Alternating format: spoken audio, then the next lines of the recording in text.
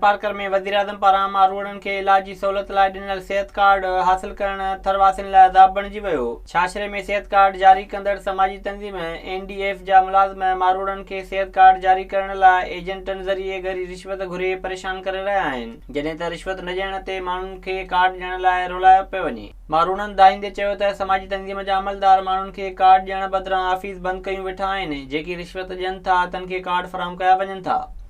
हर माण्हूअ खां 200-300 रुपया वरिता आहिनि, छो त इहो रिश्वत अदारो हिननि ठाहे छॾियो आहे।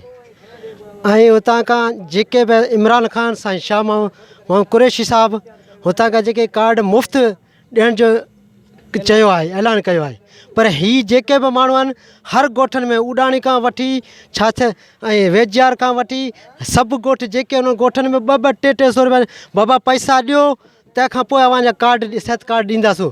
हुननि वधीक चयो त हू सॼो ॾींहुं कार्ड वठण लाइ ऑफिस ॿाहिरां धिका खाई रहिया आहिनि, पर अमलदार को बि सहकार करण लाइ तयारु न आहिनि। उहो ATM असां खणण जे लाइ हिते हाज़िर थिया हुआसीं, पर हींअर हिते ऑफिस बंदि पिया आहिनि, पोइ असां केॾांहुं वञूं।